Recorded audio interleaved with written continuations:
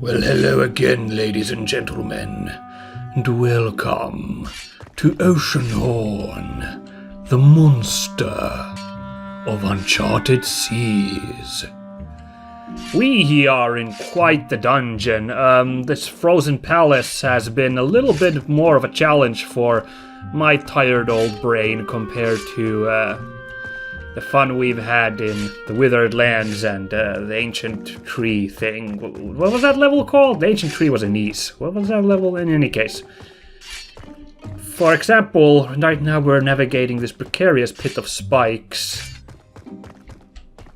Trying to get to that chest over there. I've only been stumped once so far. I barely eked out the solution to the couple of puzzles in the last couple of episodes, so hopefully, with a new recording session and my stamina all refreshed, I can do this. I do mean my personal stamina, not the kids' stamina. That's doing all fine. Don't want to expend that on these narrow walkways. Alright, I don't even know where to use the regular key, because this area is really huge. It seemed like there was a dozen points of interest that I kind of circumnavigated on my way here. Yes, that's right. This maze of field of spikes was the most inviting thing I could find on my way through here. Yowzers. What's the deal? What's the deal with this brazier? If I light that... Oh, I think we read about that before. Something about lighting something to get a chest to show up over there. A regular Explorer Crystal, it gives you 50 XP. Nice. Oh, nice. Now there I can get back to, right? Yes. Thought I timed it right. No such luck. Oh, we leveled up. Let's see. You are an explorer! Using the shield now consumes less stamina. Your items have also been refilled. Oh, thank you. That's very kind of you.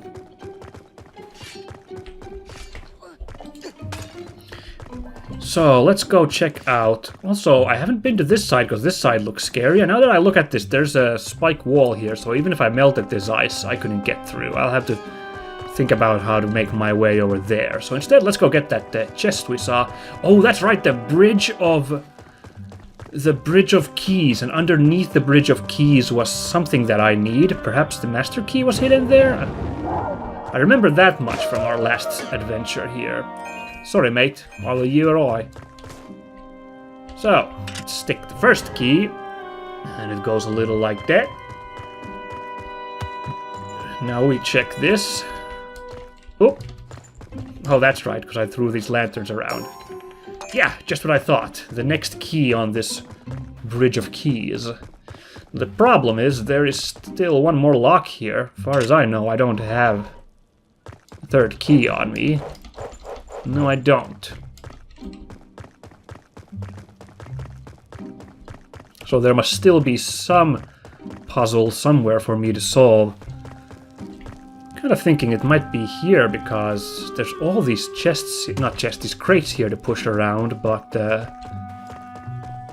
your guess is as good as mine. Let's try melting the ice on one of these segments.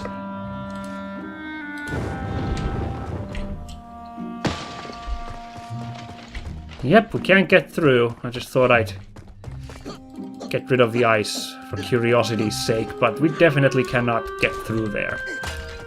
We can pick up some magic sauce, so we can continue. Now, it's interesting to date myself again a little bit here. The couple of episodes previously I've talked about mobile gaming and the stigma that's attached to it, and me as a old foggy gamer, I, have not personally really been like mobile games and tablet games. I'm not going to say not as real gaming, because there's definitely people who derive value from those games, but not the kind of gaming that I derive value from. And like this Oceanhorn has kind of been, like I said, the exception to the rule, seeing as it's been a pretty good game, but obviously it was ported to the PC because it was so good. Well, in any case, it's kind of interesting. The subject has been kind of brought up lately. When I'm recording this, this is recording a day after EA's presentation at this year's E3, where they debuted the triumphant return of Command & Conquer in that, like, mobile game thing, Command & Conquer Rivals. And it's funny because I've watched two different reaction videos to EA by now, EA's conference, and both of them actually were really comparatively kind to it. They were like, well, this seems like an okay game as a mobile game, but it's just like, I can't imagine a longtime fan of EA, not EA, of Command & Conquer. I can't imagine very many of them looking at that game, the Rivals, and being like, yep, this is what I wanted from the series. And yeah, the general reaction when I've looked up online has definitely been to the tune of, you done fucked up, EA, you ruined it! Not to mention, I believe they already did that to Dungeon Keeper. There was some sort of really awful pay-to-win Dungeon Keeper game on mobile as well. I'm really super stumped now where to get the third key. Was there something I missed in the previous area by any chance?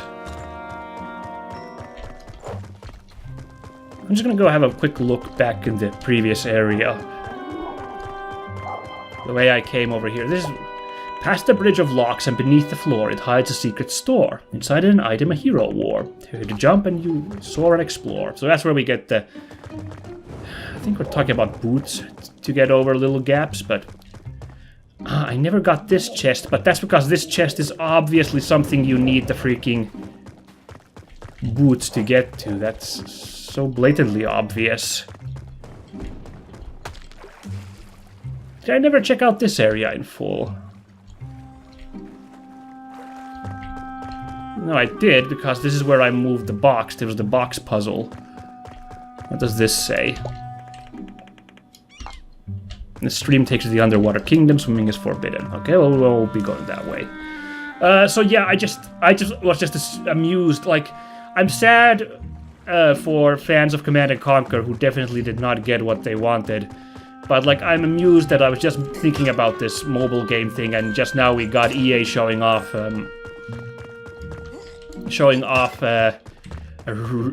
well, I say a really crummy mobile game, but I don't know. I really don't know. The people who I watched, they were like, well, it looks like an okay game on its own merits, but it's hard to ignore the fact that that's not what Command & Conquer was in the past. I'm not a big Command & Conquer guy, but I did play a little bit of the series back in the late 90s, so like Red Alert and Tiberian Dawn. No, Tiberian Sun is the... We're gonna risk it. There we go. Because that freaking ice was gonna get me anyway. But the Tiberian Sun was the second one, right? I get a little... They all sound very similar, the names. Tiberian, this and that. Well, I can get onto this, but that's not gonna help me, so...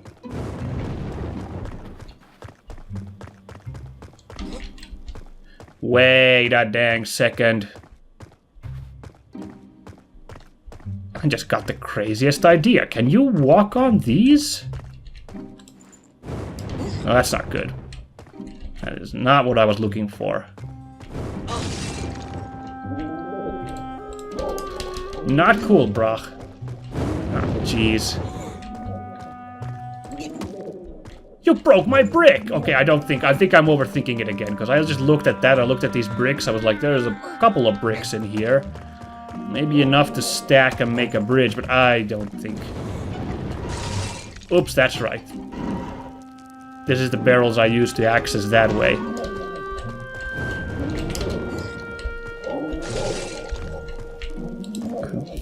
What the... Okay, you are cramping my style, sir. So I'm going to put you out of your misery. Now I'm just screwing everything up. Hold on now. Hold your horses. Like, I guess the problem with that game is that if it wasn't called Command and Conquer, people would not probably care enough. Like, they'd just be like, well, just some generic weird attempt at doing a... That's kind of funny. Wait a damn second, can I use that as a bridge again? Can I? No, that definitely doesn't look like an area you can climb up to. That can't be the answer. It can't. Look at this interesting area over here, but how are you supposed to get there? It really obviously looks like an area we should go to, but I can't figure out any way to get there. There's even a box right there. I bet that's where the last key is, but... Yeah, we got excited again. We could use this as a bridge again, but no, this thing is in the way, first of all. I'm being silly.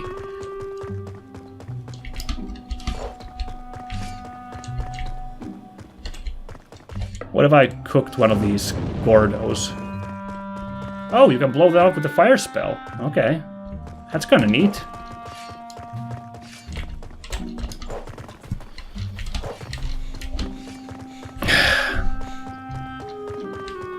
Oh, great. Go away, please. No, stop following me. And then there's this. Look at this. Okay. This is going not so great. That's exactly what I needed. Okay. Let's cook this guy.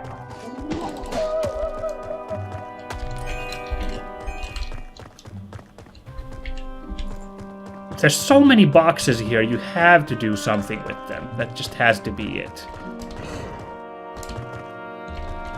But this is the weirdest thing. You can only move them like this much.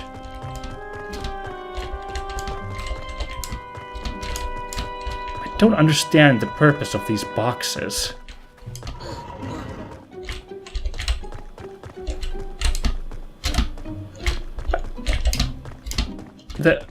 How little you can push these boxes is really mysterious.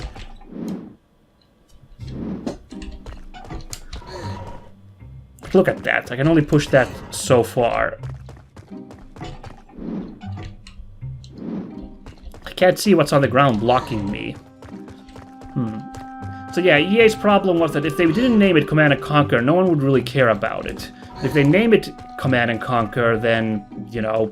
then they have all the problems of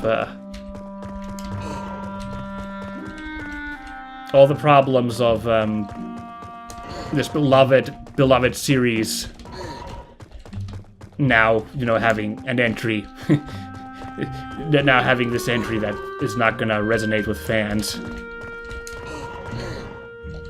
This is so strange. I can push them up to this row, but I can't push them further. I just understand what is the purpose of these. I can't even push this one anywhere. I don't understand it. What if I...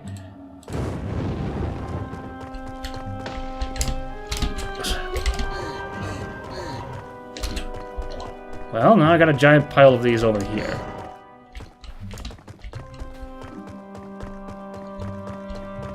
This does not help me at all in my quest.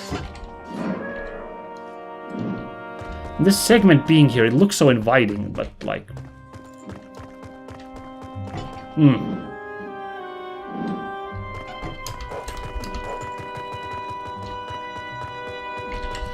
Yeah, I really do feel stumped. I have to admit, guys, this game has gotten the better of me a second time now.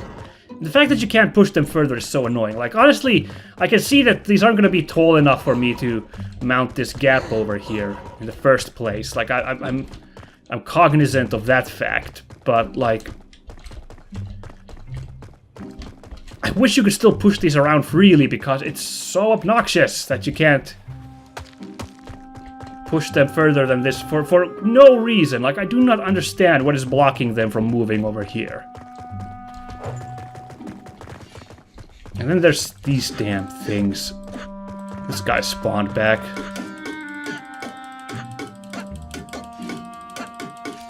Okay, I think in the interest of us progressing. I do have to admit my defeat a second time, because for the life of me I cannot even figure out what my next move should be. Like, it's too confusing. I'm pretty sure I got everything here. This was a simple thread the needle puzzle, just like follow these tracks without falling. It really does not look like there is anything of else interest in these bottom trenches. Well, now I'm getting an up-close look because I just fell in here. Groovy. So now I need to work my way out of here. Ah! I'm gonna die and wake up. Okay. Wake up over here. Alright, well that's something. Okay. Yeah. I'm going to need to consult the Oracle again. I wish I did not have to do this again so soon after the Cavern of Fire, but here we are. Give me just a second, guys, and I will try to figure out what I'm doing wrong. Well, son of a gun, if I'd only kept at this, I could have done it. Let's see. There you go. There's a gap in the freaking gates. Once again, I just did not dare to be curious enough to check these areas to find the way in. Well, there you go. It just seemed to be like, I guess I gave up too soon once I melted this and like, nope, no way to go through there. So I figured this would be the same and I wanted to conserve magic points, and that was my mistake. Because, like, sometimes I'm like, well, that's obviously not gonna work, so I better not try that, waste time doing that, especially because it might take me time to get the magic points. But in this case, that was exactly what I had to do. I guess, just gotta be more open to trying these things that don't seem so obvious, but... Okay, so I got beat up by the spiky boys. Let me just cook one of yous. You might drop something nice. Like a heart. That could use a heart. Yeah, I'm not gonna lie. That stings a little that I was right here next to the answer all this time, and I just was not... Did not have the, like... I don't know, gumption? I don't know what it is to just... The persistence to keep trying... there. And I was being thrown off by this. This is so weird that there's so many of these chests here. Like, I'm still baffled that there's blocks are so many here. I guess just to mess with you, I guess, is the ultimate thing, but... Okay, now we can progress once more. And hopefully, this time... that is the last time that I am fooled by the game. In simple ways. The trencher boots! Use boots to jump over small ledges or dodge enemy attacks. Dodge enemy attacks? That sounds fantastic. Ooh, that's... Ooh. It's a little awkward to use. Okay, it has to do with your heading. You horrible little creatures. Gotcha.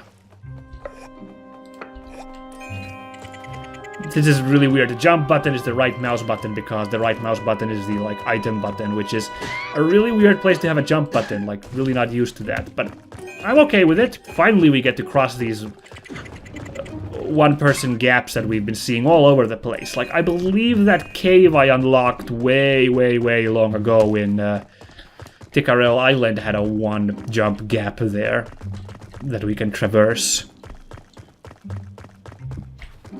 Okay, well, there's one place where I can make big jumps. It's over here. We remember that path with all those jumps. Gotta get past the spot. Yeah, gotta take a little bit of damage to get past, because this is a really awkward trap corridor to get through.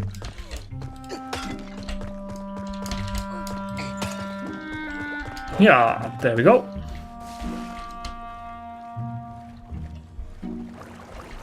Although I will say, it was interesting use while we're on the topic of guides and you can feel whatever you like about that. Again, obviously, I'm not personally super happy I had to resort to it, but I don't know how many minutes, perhaps hours, it would have taken me to finally try that one little trick of melting that ice. But on the topic of using walkthroughs, I was lucky enough to get two really interesting like opposing viewpoints on the matter when I was at the Retro Spielmessen, the event in Norway this year. Like, Ron Gilbert was there, the creator of Monkey Island, and he expressed his unhappiness if in people using guides. Like, and he kind of took it as a failure of himself as a game designer if people had to resort to guides, because I don't know if I'm phrasing this correctly, but he felt that you in an adventure game, you're like playing by the game's rules when you're trying to solve the puzzles, and you're not playing by the game anymore if you resort to using a guide. And he talks about like Thimbleweed Park, like back in the 80s there would be hotlines for, I see, now I have to make this kind of route, so I have to risk myself in front of the statue. Okay, I see the rules. There'd be like helplines you could call, like hotlines, and you could call for tips. Apparently that's how it worked. I don't know. I didn't play adventure games in the 80s because I didn't really exist back then. So in Thimbleweed Park, he has like an in-game helpline you can call for hints on how to progress in the game. So like that keeps like an illusion of like the game world. The immersion is not broken while you still get help for puzzles in the game. And I've seen that before, like before Telltale started doing, yeah baby, the master key. That's exactly what we need. Before Telltale started doing those like cinematic games, or whatever you want to call them, the Walking Dead style games, they'd have like proper adventure games, if you permit me to use the word proper. Oh, that's cool, we can roll around, really gain some extra speed. So that also had like some hint systems, which I have to admit a couple of times the hints did not help me, because it was a case of like syntax. I was like, I'm trying to do what you're hinting at, but I just can't figure out the proper combination of items and stuff.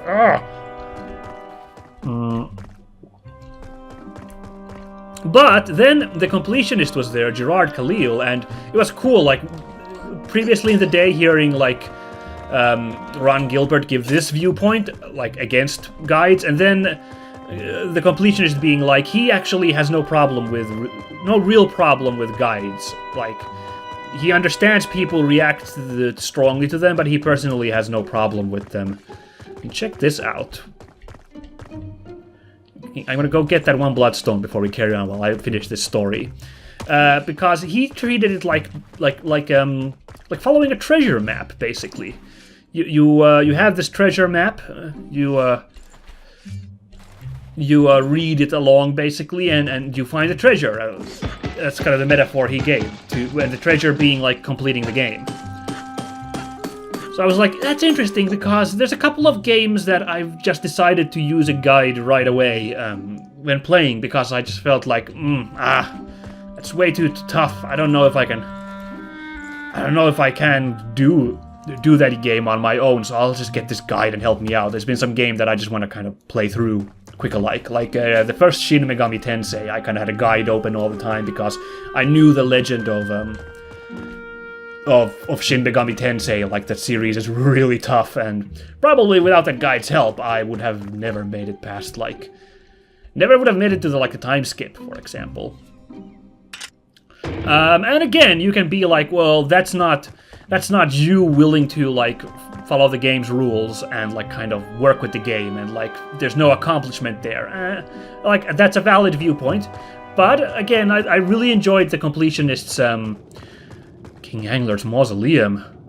Ooh, there's a corpse up there. That's creepy.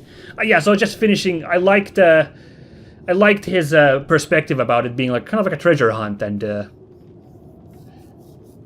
oh, that's the princess. Princess Finn, I think it was. She made it all the way into the throne room, and then this happened. That's sad. So yeah, that's just the point I wanted to make. I like that viewpoint when I heard it from Mr. Khalil. That said, I do still kind of feel a sting if like I'm trying not to use a guide, and then I'm like, nope, I can't beat this without looking up stuff like that. Like in this game, I did feel like a sting resorting to that, and especially when it's like a really easy solution like the one that was in this game. What we just saw. It was just simply melt that one spot of ice that was 5 feet from the spot of ice you previously tried to melt. So I guess, I don't know, I guess I'm undecided on what... on that... my stance on guides still. Oh god, it's not a corpse! Well, I mean, I'm not talking about you, I'm talking behind you! Oh my god, look out! Or it is a corpse? The cursed corpse, dead King Angler, it's undead! Oh, jeez. But the question is... did that do anything? Whoa! Okay, I thought we'd have to use the trencher boots because there's all these buttons around here, but... I don't know, I just did some solid damage to the guy. Oh dear. Without, oh, okay, we can get up there, cool. Oh jeez, come on.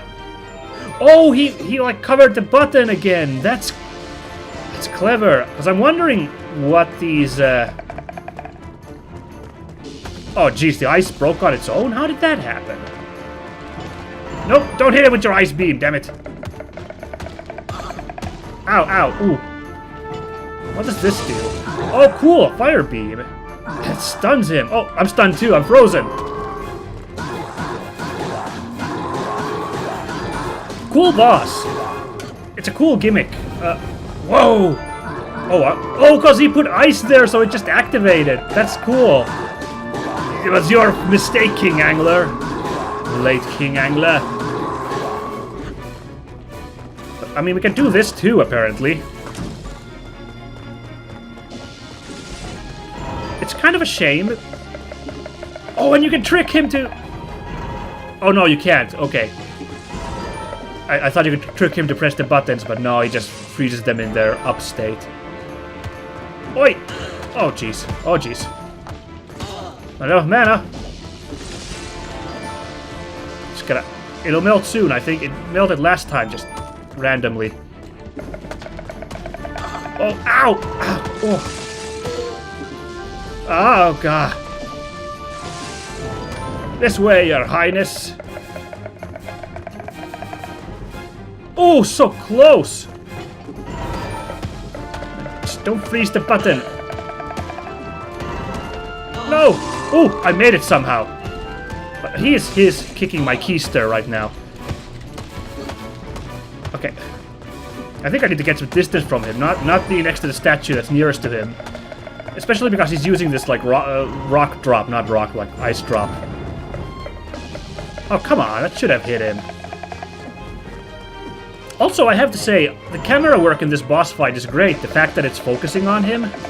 Don't worry, princess.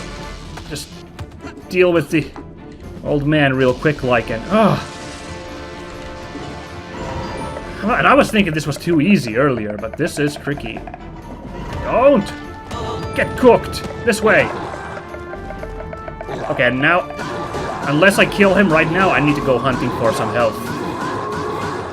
I'm almost through with. Oh, so close. Well, that's something. Can I just cook the guy? No, that went off. No, but I like that the camera just focuses on the boss all the time.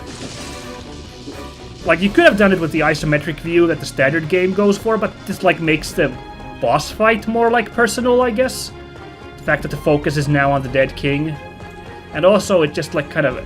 It makes it more, I think, strategic. You can see him all the time. Whoa! Drat! You got me. That's unfortunate. I gotta watch this again. He just barely got me. I should have used the roll, by the way. Ah, I'm dumb, but I had the arrows equipped. Yeah, that's weird. Shooting it with arrows worked just fine. On top of, you know, just using these buttons here, these flamethrowers. Like,